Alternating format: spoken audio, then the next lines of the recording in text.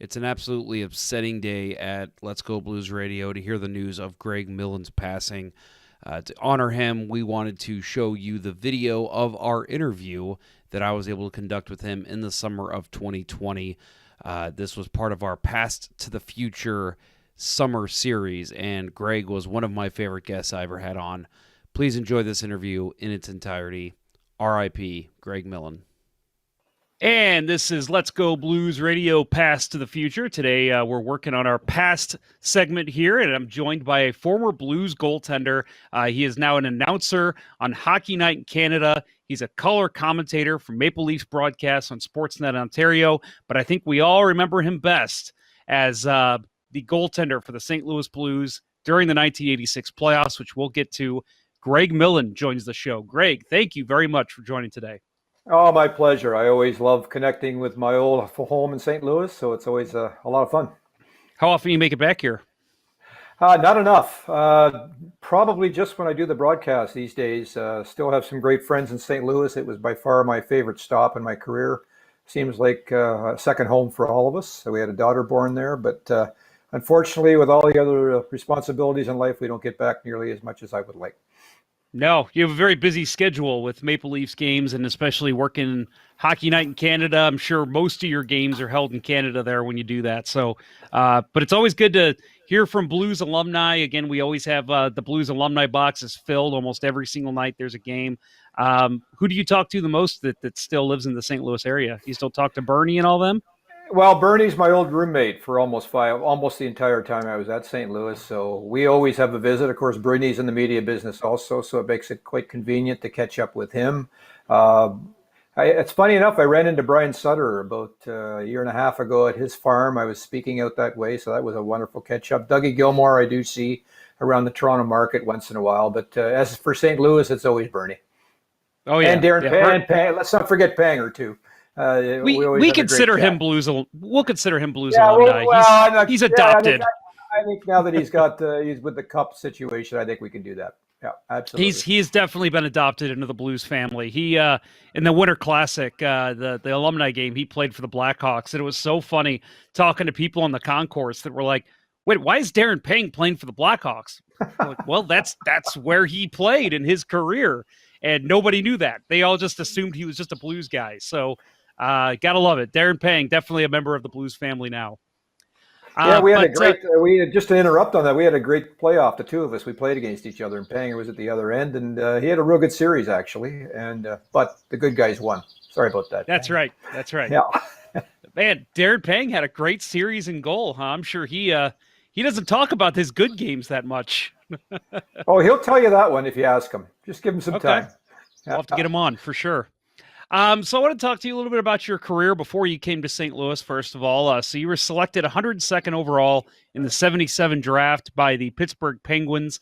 First played in 1978-79, 20 games as a rookie, or 28 games as a rookie.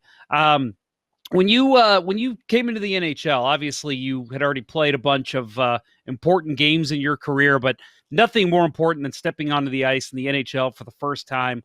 Do you recall that day and what was going through your mind when that happened?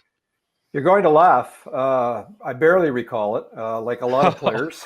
Mm-hmm. It's interesting. I was basically out of hockey when I came to the year before. I was released everywhere in the International Hockey League and everywhere you could think of. Went back home at Christmas and enrolled in university. Was going to play Canadian university hockey. And at the time, if you did that, you were pretty much finished. I got a call from the Sioux Greyhounds. A guy by the name of Wayne Gretzky called me up. Not Wayne, but Angelo Bobacco, but Wayne Gretzky was on the team as a rookie.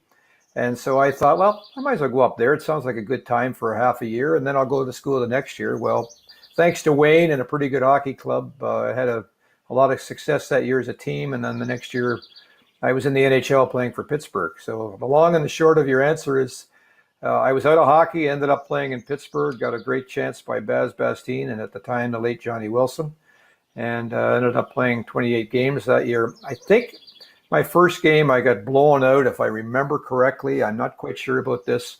Got pulled into the office from Baz Bastien, and he was about to send me to the American Hockey League. I'm pretty sure of it. but he grabbed a swivel chair to illustrate that he had to hold on to the short side in goaltending, and he fell behind his chair. The swivel chair took off on him. And at that point, he just said, "Get out of here, kid."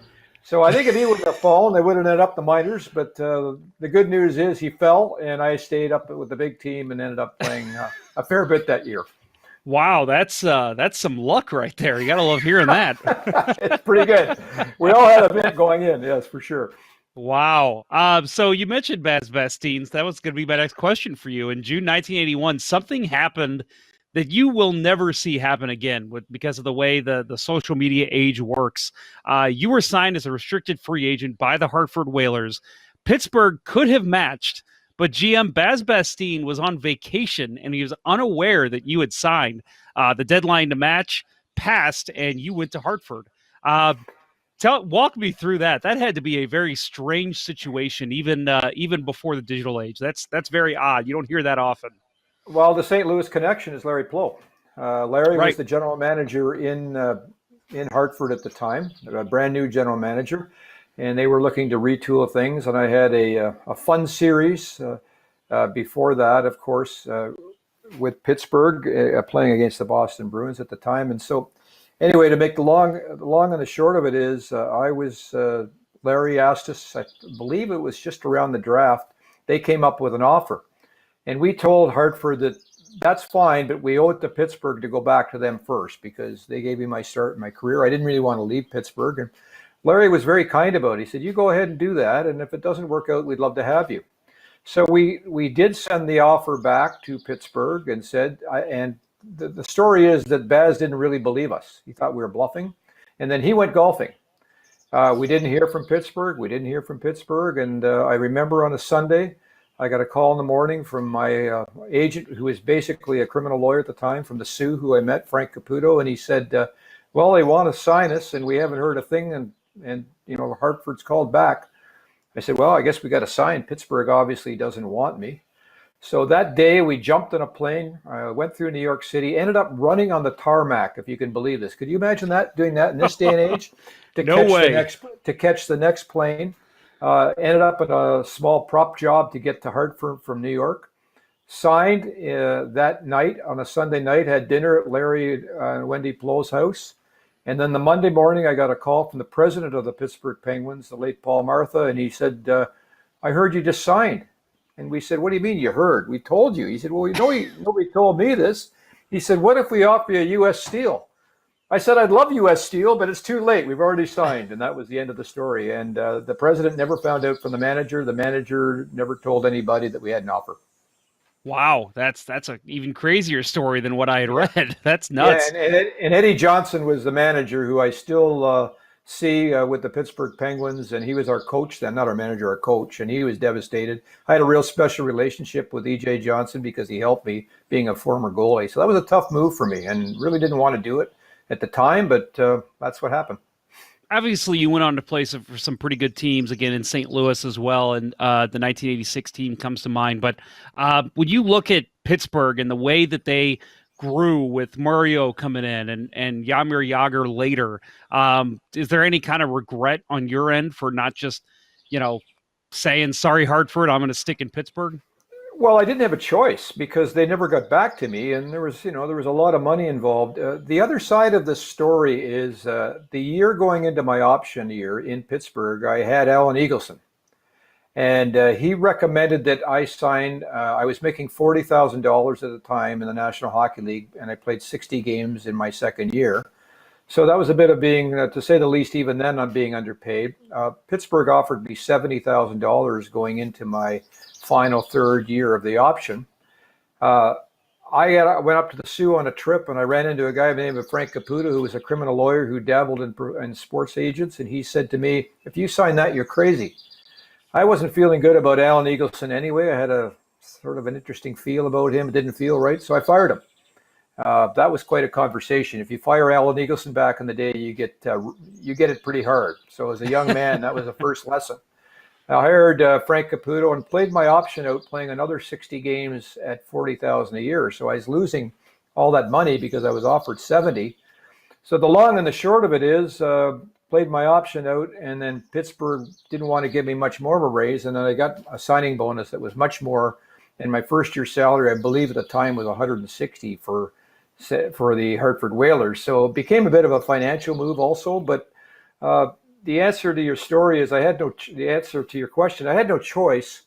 But in saying that, yeah, I mean, I think all athletes would love to stay with their same organization their whole career. But as it turns out, St. Louis was the one that I absolutely loved. So it worked out in the end.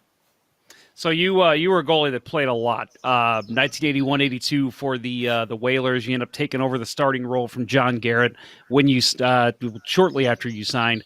55 games played in 81-82, 83-84. You led the NHL with 60 appearances for the Whalers. How taxing is that for a goalie? Obviously, we really don't see that anymore. But if we saw, I know Braden Holtby had quite the long run just a couple of years ago. How taxing is that for a goaltender? Well, what's odd about it, I can never figure out how everybody grabs on to 60 games is too much in today's game. I don't get it. We hear a lot of it from the media up here, to be quite honest with you, with Frederick Anderson in the Toronto market. We didn't have charter planes. We had back-to-back games. We'd leave the city at 7 in the morning and jump on a commercial flight, get in, have lunch, and play. I mean, I played hurt like all athletes do at times in net. But to me, in this day and age, I don't think 60 games is too many for a goalie. I don't really understand it. Back then, probably was, because there were days where I was tired in net and probably shouldn't have been in the goal, but that's what we did back in the day. Everybody, was a starting goalie, played 60 games. But for me, in this day and age, the way they travel, the way their fitness is, I mean, the game is better, it's quicker. I get all that. There's no question it's more taxing because of the media, social media, everything that goes on for an athlete today. But I mean, if you're any kind of goaltender at all, I still think you can play 60 games in this league.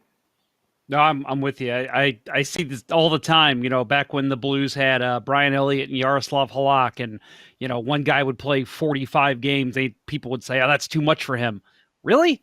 Because I feel like that when you're a number one goalie, you want to play every single night. If you could be in there every night, you would be. I mean, look at a guy like Grant Fuhr. That's his mentality. That's my goal. I want it, and it's always interesting to me when I hear that too, because I'm thinking, goalies, if it was up to them, they'd be in every night. They would never have a night off. Yeah, everybody wants to play. Some of these goalies in today's game, well, they don't want to be. It's interesting. They think they get tired or they don't feel just right. I mean, they are finely tuned athletes today, but I do find it interesting. I will say this, though. If the two goalie system can work in certain situations, I know it did in St. Louis for Rick Walmsley and myself. We were great friends. So we had the ability to go back and forth and compete with a friendly competition between each other. I've got some great. You got to get. If you have yet, but Rick Walmsley was a funny guy, and we had a lot of fun together. The best one that people don't know is the late Baz Bastien. Everybody knows Everybody has a Baz Bastien story, and we had more than a few back in the day, but. We got wind that he ripped the telephone off the wall one night when Rick was in net after a bad goal, and he was replaced, and it was dangling over the press box at the old St. Louis Arena. We got wind of this, so every time, and I can tell you this, every time one of us got yanked from the game, we touch each other's pads and quietly say to each other, as mad as we could be, the guy getting out, AT&T award. So, every time we got yanked. Nobody knows that story, but it was a lot of fun, and Rick was a great partner. Another time, Rick had an injury, and I pulled a groin in practice. The old sauna was right in the middle of our locker room, and it had a little tiny hole about this big in it. Jacques Demers came storming in the room looking for his goaltenders for practice because we had both left the ice, and we were in the sauna watching him look over the room, giggling like crazy as the team didn't have a goalie. So we had all kinds of great times and stories together. Rick would be a fun guy to get on. He's got some dandies. Yeah, that sounds like, I've always heard different stories from Rick Walmsley, and getting him on and hearing them from the man himself would be quite interesting. So let's talk about that. You come to St. Louis February 21st, traded with Mark Johnson for Mike Liut and Jorgen Pettersson. And Bernie Federko, in his book, he talks about how Mike Liut was basically moving him was a bad call. Mike Liut's one of the best goalies of all time. But then he said that you find out that, Greg Millen's quite the goalie himself. So you come to this team with Federico, Mark Hunter, Rob Ramage, Doug Gilmour, Joey Mullen, Brian Sutter. I mean, the names just go on, and you go into that 1986 team. What was it like stepping into the locker room for the St. Louis Blues and seeing all these guys that are really some of the better players in the NHL? Well, first of all, my old roomie's looking after me a bit. I mean, at the time, it was a bad trade. I mean, and it was a money trade. Simple as that. Ludi was making a good buck. I wasn't making nearly as much. So it became a money trade. Mark Johnson had the Great Olympics, of course. So he was, an asset as well at the time. But I'll never forget this. And it really speaks volumes to the kind of leader that Brian Sutter was in his day and still is. I think it was Buffalo. In fact, I know it was Buffalo. I was traded in Buffalo. Those days, you carry your own hockey bag into the rink. Of course, the hockey bag, goalie bag, was as big as I was. So I'm struggling with it to get it through the door because, that was the only time I probably would have carried it the entire season, thanks to our great trainers. And Brian Sutter came down the hall. He grabbed my hockey bag, threw it over his shoulder, said, come into the room, took me into the locker room and introduced me to every player. And that kind of leadership I just hadn't seen before. And other than the old Pittsburgh guys in Pittsburgh, they were pretty fantastic. Ronnie Francis was our leader, if you can believe it, in Hartford, but he was 18 years of age. So this was really special to me. And it gives you an idea of how Brian was as a captain and how scared I was coming into a team, knowing that I was just traded for a very popular player and playing against him, of course, in a series earlier, a real good goalie. So that was a tough one, and I always thank Brian to this day for helping me start on the right foot in St. Louis. So again, talking about the 86 team, go to the conference finals. You obviously lived through the Monday Night Miracle, which is still heralded as one of the greatest moments in St. Louis sports history. What was it like for you witnessing, the giant comeback and seeing Doug Wickenheiser score that big one there on St. Louis home ice? Yeah, it was interesting because both Rick and I both contributed that series. Rick was Calgary's team, or Calgary was Rick's team, if you will, and I had Toronto and in Minnesota, I think it was at that time, and it worked out well because Wammer always played very well against Calgary. In fact, that's why he ended up there and won a Stanley Cup there in the end. But I was on the bench, and I'll never forget it. But more than anything else, you always remember the crowd in St. Louis at the old St. Louis Arena. It was deafening at times. And, yes, I got rained on one night because there was a hole in the rink, or a hole in the roof rather, and it was hitting my head. And yes, it was so hot you could hardly function in many games. I mean, talk about the heat in an ice level. I can't even imagine what it was at the time. But it had a special atmosphere to it it'll never be replaced, really. And not only in St. Louis. I mean, there was one in Chicago that was very similar in the Chicago Stadium. Boston had a building like it, but you could put the old St. Louis Arena right there with them both. And so that really made it special, that particular game, because of the fans. And they were elated. The place went nuts. And it was quite a night. Yeah, and I'll tell you, from going to games as a fan, sitting in the back rows, whenever everybody would stomp their feet, you could feel the arena moving. And I remember as a kid being like, "Oh my God, this place is coming down," and my dad telling me, "Yeah, that's how this place is. You get used to it." And it was quite the arena for sure. And what were the locker rooms like there? I've always wondered. Probably not the best in the league, right? No, they weren't much at all. We did have the sauna in the middle of the locker room. I'm not kidding, just to the side there. Really not much to it at all. A little tiny lounge, really, that was just to get changed. And then we had Normie Mackey's training room, which was the melting pot, which always is in a locker room. Everybody seems to still go to the training room, and Normie was always there telling his stupid jokes, and we were all together. But again, very small. And then the coach's office was around the corner, and that's where Jacques Martin hung out, and where Doug Gilmour used to steal his Diet Coke all the time and put it in my stall, and he'd come in and blame me. Jacques was a Diet Cokeaholic at the time. So that was always fun. And then you had, of course, the great Barclay Plager, who I wouldn't want to go through this interview without talking about. He was our father figure. He was our mentor. He was the person that taught us about life. He had the ability to give us heck, and then he'd walk away and you'd feel good about it. He was quite a special man. And, in the end, we were carrying him through airports. He was so ill. And to watch the character that he had and the courage was absolutely remarkable. So I wouldn't want to, at all talk to you about the St. Louis Blues without bringing his name up. Oh, Barclay is he's still very much an important figure in Blues hockey long after he's passed. He all the time you hear stories about how much that guy loved and lived for Blues hockey. Very, very sick, very ill, still wanting to come to the rink, still wanting to be a part of the team. And again, that's something that Bernie Federico talked about on our show was just how Barclay, what it meant to him as a young man coming into the Blues organization and, first being coached there in the Kansas City squad and then coming up and moving up to St. Louis and being a coach there as well. So, yes, Barclay Plager, that's a guy that, we said when the Blues released their mascot that they should have named him Barclay because I think that would have been perfect. yeah. He's a very special man. You could add Brian Sutter to that list as well. And I used to have a lot of fun because I would travel to the airport with Brian and Bernie.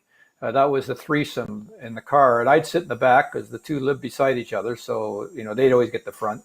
But that was okay because I'd sit in the back seat and they had a love-hate. You had the skilled guy that did everything easy and you had the gritty guy that had to do everything in the hard way. And the skilled guy didn't want to hear about the work ethic sometimes from the other guy, and they'd go back and forth. And all I did was sit in the back seat and I'd stir the pot. And that provided some great fun all the way to the airports on the rides that I still cherish to this day, thinking back and how much fun we had. So who was the biggest prankster with the Blues, at least, that you think you played with? It sounded like you had a couple, but is there one that stands out? Oh, easy, Gilmore. Not even close. Gilmore? Yeah. He had a lot of them, but holes in the bottom of the coffee cups was a Doug Gilmore. He was, if you let him in our room at night, we'd always have Chinese food, Bernie and I, for the guys coming in after maybe they had one or two extra refreshments. So we'd have them come in to make sure they had something to eat. And it's amazing how in the morning I'd wake up and I couldn't find my toothbrush. And then I realized it was floating in the back of the toilet. And then I put one and one together and I knew who did it. That was Gilmore. Of course, it's always Gilmore. So that was just one easy one. There are a lot of the ones I can't tell, but that was one I can tell. Oh man, that's awesome. Yeah. So again, the 86 team was really good, but you stayed in St. Louis for a while longer. 88, 89, you had an NHL high 6 shutouts, 52 starts, 22, 20-7 record. And, really just a great year for you. Do you look back at that year as your best year in net, or do you think it was better when you were splitting more time with Rick Wamsley? Well, I was on a roll for sure. Our team was also. I think that was the year I got traded, though. So it was. Yeah. So you have 6 shutouts, and you love the city, and then all of a sudden you're gone. It was a tough one, a real tough one, particularly when you're gone to Quebec City, where it was an area where the team wasn't very good, and you had 3 young children at the time, and didn't really want to move. So that goes through for every athlete, and we all go through it. I mean, there was a bit of controversy at the trade. I should clear this up for the folks in Quebec and anybody else that kind of wonders what happened. I had a contract done in St. Louis. Jack Quinn had a deal done verbally, and then he turned around and traded me. So, so that didn't go so well for me or my, Frank Caputo, the same agent at the time. So the reason for the delay and the fuss that I put up was that, quite frankly, we wanted to have something in writing when we went to Quebec because we didn't think it was fair the way it was handled. In the end, I would have stayed in Quebec if I wanted my family to learn French. It would have been a great opportunity for the kids and so on. But they had such a horrible team, and I was at the stage in my career where I couldn't help them, and I wanted to try to win. So that's why it didn't last very well in Quebec City, although the perception was always I didn't want to go there. I didn't want to go to Quebec. I didn't want to be in French Canada. Really not true at all. But, of course, a lot of those stories couldn't be told publicly at the time. Oh, of course not. No, that's and the man you are, I doubt that you were pitching a fit just about playing for a certain team. So I'm sure that it was all about the contract and the way it was handled. I mean, those are the kind of things you don't hear about until long after. Well, I appreciate that, but yeah, I mean, it just and sometimes things happen in contracts too, where a trade comes up, and I just thought that they should honor it. It wasn't so much the trade; it was the deal that was done. That's all, and it worked out. Yes, yeah, it worked out. Blues end up getting Jeff Brown, and you move on with Tony Herkis. And again, I told you this off air that I wanted to have you on after I talked to Jeff Brown, because my favorite part of the interview was when he talked about that trade, how he was back in Quebec taking shots from the point in just a warm up or a practice, and you had seen it and said, that's the kind of guy we need. Turned around, you get traded for Jeff Brown. I mean, it's funny now. We can look back and laugh now, I'm sure, but I'm sure there was a lot of frustration and anger when that happened. Not really. Not really. I mean, it was kind of funny at the time, because don't forget, I mean, I drove with Brian Sutter for a couple of years. He was a very good friend. And now he's my coach. So I'm sitting beside a friend / coach, just the two of us on the Quebec bench. It's maybe something you wouldn't say to every coach, but I could because of the situation. And I said, geez, Brian, we got to get that guy. I mean, we do, our power play, wouldn't he be something? And he said, yeah, you're right. And 2 weeks later, the deal was done in New York City, and I get called in by Brian. And he says, I got news for you. You really like that Brown, huh? I said, yeah, I do. He said, well, we just traded for him. I said, that's great. Fantastic. Then he said, no, they traded. It was for you, though. So to make matters worse, I mean, remember, there's no social media back in the day and everything else, and this didn't happen. There was some confidentiality involved. You at that point in life, you had a chance to tell your wife first before it got out in the media, unlike today. So I call my wife back in St. Louis, and she answers the phone, bonjour, because Jack Quinn's daughter was in the media business, and he broke the news before my wife found out about it. So that didn't make me very happy either at the time, based on the contract situation. But that's how that went down. So she knew before I did, basically. And sounds like she has a good sense of humor about it, though. Well, yeah, I don't know if there was some sarcasm involved in that or not, but anyway, that was interesting. And I mean, trades happen, and you sign up for that. But it was just a funny story that you look back on now. And by the way, another great trade. I mean, the Blues made one bad trade getting me and a really good trade getting rid of me with Brown, because he turned out to be a heck of a hockey player. Yeah, Jeff Brown, still to this day, one of the best Blues defensemen to ever wear the note. So speaking of defensemen, though, I wanted to ask you, of all your time and in all of the NHL, not just St. Louis, who was probably the best defenseman you think you ever played behind? Oh, boy. I mean, I don't like to do that because it sort of eliminates other players, but I can give you, I mean, Rammer was great in St. Louis for us, stay-at-home guy, tough guy, worked hard, competitive as can be. So, I mean, he'd be certainly there. I mean, in Chicago, Doug Wilson, now a Hall of Famer, fantastic. You go back to the Pittsburgh days, and I had some old school guys, but I also had a guy by the name of Randy Carlisle, Norris Trophy winner. So I had my share of pretty good defense in front of me, thank goodness, because I couldn't stop anything. So that was a good thing. Oh, I don't believe that for 1 second. So you played out the rest of your career, and you mentioned Quebec, and then move on to Chicago, the Rangers, Detroit. But one thing I wanted to ask you about, and there's another St. Louis connection here. Your coach in Chicago in the 1990 playoffs, Mike Keenan, who everyone loves here in St. Louis. He played, and I'm being sarcastic, of course. He played 3 separate goalies in the run to the semifinals that year. You led the team with 15 appearances, but you also played alongside Ed Belfour and Jacques Cloutier in a playoff series. You mentioned you and Rick Wamsley were kind of changing things up in 1986, but 3 goalies in the 1990 playoffs. That had to be odd, because you not only did you not know if you were going to be starting that night, but you may not even be dressing that night. Or not even lasting 5 minutes. Yeah. I mean, I don't know if Mike thought we were relief pitchers at the time. I think he did, because we were in and out so much, we didn't know what was going on.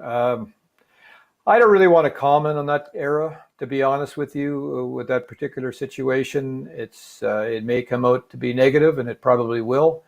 So I prefer not to. It wasn't fun. I wish I could say that it was a good time in my career, but it certainly, there's a million stories I could tell. I don't think it's appropriate that I do. I guess the good news is that when I did leave Chicago, I got beat out by Belfour and Hasek. So Yeah, that's true. Bad. That wasn't so bad. I can give you a funny story, though. I remember this so well. We were in Milwaukee in an exhibition game, and I had heard all about this Hasek guy. This is the next year, I believe, coming in. And he played goal in Milwaukee. I was in the stands, not playing that night. We were moving on to another city to play another game. And I was sitting with my dear friend, Steve Larmer, who, by the way, from the same town that I live in here in Peterborough, Ontario. We see a lot of each other. And Hasek was in net. At one point, he came back to his crease, ended up halfway to the blue line, without his blocker, without his catcher, and without a stick, and he was playing barehanded. And I said to Steve, that's not the way you play goal. I mean, there's no way this guy's going to beat me out. Look at this guy. You know what he said to me? Oh, yes, he will. He's got the quickest feet I've ever seen. My best friend, and or one of my best friends, and he wasn't wrong. He wasn't wrong. Wow. He came on. It was unorthodox, but he knew how to stop pucks. But it was pretty funny at the time. But yeah. But the Chicago years, I mean, the good news about the Chicago years, we enjoyed the city a lot. Met a lot of great friends, and Dennis Savard and Doug Wilson, and some great teammates. You had to be great teammates under the situation that was going on at times. And so there were some positives there, but it was a tough situation for me. I'm not going to lie at that time. Yeah, you're not the only one. We've heard stories from other past Blackhawks that say the same thing. So again, looking back at your full career, which spanned across multiple teams, who was the best goalie that you think you matched up against, whether it was in just a regular season or even playoffs? Yeah, I know it's a tough one. I'm an old guy now, it's hard to get back to all these things. Well, I played in so many different eras, like I played against Jerry Cheevers, I played against, Tony O, Chicago. I mean, Ken Dryden I played against. And then you go farther on to Patrick Waugh as a kid. I'll never forget Patrick Waugh. It was right in St. Louis. And he won an early game in his career. And we had to skate by each other, right? So we lost the game. Montreal always liked to beat us in our home rink. And of course, he's chirping me. And I'm looking at it, I'm going like, who the heck is this guy? Why is he chirping me? I mean, he just won a game. Big deal. You're a young kid. Shut up, rookie. Well, I guess I found out why he was chirping me. He turned out to be a pretty good player. Yeah. But, he wasn't bad. He wasn't bad. So, but I mean, I've been very fortunate playing in 3 different decades. You do certainly have a chance to play against some great players. The greatest player I ever played against, with all due respect to Mario, was Wayne. Guy Lafleur flying down the wing. Those Montreal teams were amazing at the time, so they had a lot of great players. But it's like all different teams. You go across the National Hockey League right now, and you can say there's a handful of goalies that are spectacular that stick out. You could say the same about forwards and defense. Yeah, that's definitely true. So talking about your announcing career, what you moved on to after playing, you've worked with some pretty unbelievable announcers: Jim Hewson, Chris Cuthbert, Bob Cole, and then, of course, you've also worked the 07 and 08 Stanley Cup Final, amongst many other things I know that you've called in the past. What's it like working with really a Hall of Famer like Bob Cole, and then even the other guys who do such a great job calling the game? I mean, do they make your job easy, or is it, man, I really got to step my game up to sound like I belong with these guys? Well, I'll circle back and tell you a quick story, first of all, because it's a Darren Pang story. We started by practicing together in Chicago. Oddly enough, John Shannon, who's one of the all-time best TV executives that I know, now in the media business, said to me in Calgary during that series, when you're done, you should think about broadcasting. So he planted the seed, and then Darren Pang and I was not playing because of you-know-who, and Darren was just out for the first time in his career, and we both wanted to get into broadcasting. So we stood when I wasn't playing because of who, I was up in the way up the end of the press box with Darren, and we would actually call games. He would call a game, and I'd be the color guy, and we go back and forth. Nice. Lisa Seltzer, a longtime director in Chicago, and went on to do network directing, ended up making an audition tape for us. Perrin went one way, I went the other way, and we're both still calling games. So it's really odd. I started. You did something right, I guess. I started in Ottawa, doing Ottawa Senator broadcasts in their first year. So, getting back to your question, I just wanted to add that with the St. Louis connection. Bob Cole was a demanding guy, but an absolute honor to work for. Don Whitman, a real gentleman out the west, who was an icon in our country. Don Chevrier, who you would know for boxing in the U.S. with ESPN. He was my first play-by-play guy. I did the Olympics with him, my first Olympics with him. And of course, Jim Houston, now Hall of Famer. All these, I can't say enough about Chris Cuthbert, my long-term partner for 10 years, who's now coming back with us, which is going to be fun in Sportsnet. But all of those guys, I feel very honored to be able to work with. They're all fantastic broadcasters, and they all taught me a little something for sure. Bob Cole, probably the one that was the biggest teacher, when he just kept saying, "Greg, get out of the way of the game. Let the game breathe and let it call itself." And he was one of the best. He was one of the, I got a better one, but I won't do it to him. But he was one of the best. He gets mad, but he was one of the best teachers, I think, and always, emphasize that less is more. Let the game breathe. And he was more the old school. I'll call a game. When it stops, you do the color. And you know what? I still like that. Yeah. So again, you've worked multiple different just great moments. I mean, one of the ones that come to mind lately, and Maple Leafs fans won't like talking about this, but the David Ayers incident was one that comes to mind. But again, you've called Stanley Cup Finals. Is there one thing that stands out to you as one of your favorite games to call?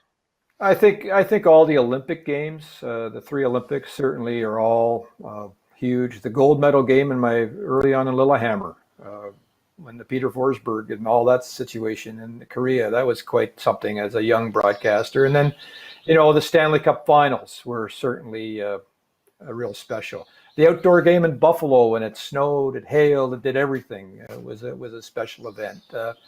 I've been so very fortunate, I think, to cover pretty much everything in our business, and very, very lucky to do so at the national level. And, I feel like I'm just so fortunate.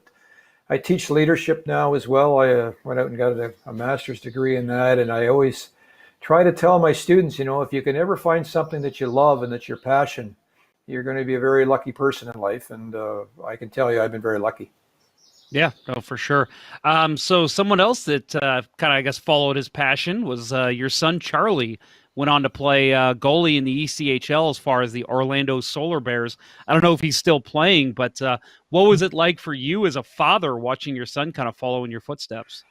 I realized very quickly how tough it was on my own dad to watch a goalie. It's horrible. Any parents out there, don't be a goalie dad. It's just the worst, because every time a crummy goal goes in, you feel for everybody on the team, and you're going, "Oh, Charlie." I don't know how many times I said that. "Oh, Charlie." But in saying that, he followed his passion. I really didn't really want him to be a goalie, to be quite honest with you, but he ended up being a goalie. Really loved it. He's finished now. He's now in sales in Ottawa, and he's actually trying to be a ref. He's been to the NHL Combine. So that's an interesting combination, being an old goalie to a ref. We have quite a few in the NHL, by the way, but he would love to do that, but we'll see. But in the meantime, he's enjoying his new life. He quit on his own, which I was thrilled about. He had enough of going around getting, traded all over the East Coast League and the minors and not making a lot of money doing it. He was 27, I guess, and said that's enough. Thankfully, because I was hoping that would happen, knowing that it probably wasn't going to be his lot in life. But I didn't say a word as a father. I stayed out of the way. I taught him early because nobody else could for a little while. Tried to get out of his way and just let it happen. And for all parents that are hockey parents, the best possible advice I can ever give you is just let them do what they want to do as kids and stay the heck out of the way. And just drive them to the rink, drop them off, and don't say anything. They ask you a question, fine. And I was fortunate enough that I had that relationship with Char. And, they find their way on their own. If they're going to end up playing at an elite level, they do it anyway. And I'd love to see them play all different kinds of sports year round as well. I don't like this year round hockey thing. I don't believe in it. I would love to see parents get back to putting them in baseball or soccer or golf or whatever it is in the summer and getting them away from the game also. I think it's too much right now and we're burning kids out. And you know what? Hardly anybody makes it. So let's be honest here. I mean, start looking at the statistics and you'll find out very quickly. Although St. Louis has been pretty lucky sending a few out with a great program. It's interesting about the minor hockey program in St. Louis. They were able to start from scratch, and they actually had some pros that were able to put input into the program. You can't do that in Canada because everybody's an expert. In fact, They don't listen to us as much, which that's okay. But sometimes it's nice to see that the way the ex-players contributed in St. Louis and the success that a lot of players have had coming out of that program. It's quite remarkable coming from a time when I remember the old screen at, I think, what the heck was that practice rink called? But it was a real beauty. One of the only rinks in town that we used to get dressed at the old St. Louis Arena and then be fully dressed, go to the practice rink, and then drive back in our cars. But there was a little bar on the way home that we'd stop and put beers in the car because it was just down the street from the St. Louis Arena before we went back and showered at the rink. You're talking about Brentwood Ice Rink? Brentwood Ice Rink. And O.B. Clark's? I know, O.B. Clark's right by the rink. There you go. You're all over it. Yep. Any hockey players know those stories from those Blues days because there you go. That's what it was. We had a quick guy run in and get us a couple of beer, and then we'd have a quick beer down the street, and then we'd go back and shower. Of course, so somebody'd go in that bar with their full equipment on and running shoes. It was great. I'd love to see that now on a social media video. Oh, yeah. Thank you very much for that. Yeah. Probably make it now anyway. Yeah, right.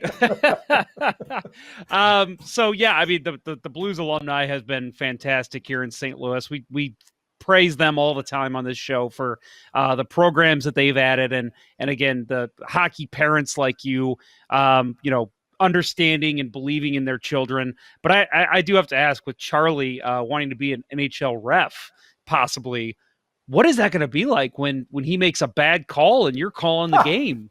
Wow, he's got a long way to go. He's got a long way to go before he gets there. I mean, he's just starting out, and may get some more important games this year. We'll see. But this I don't think this COVID has helped matters much either. So we'll see how it all goes. But I'm not even going there yet. He's got a long way to go, but it's something that he would like to do. So we'll see.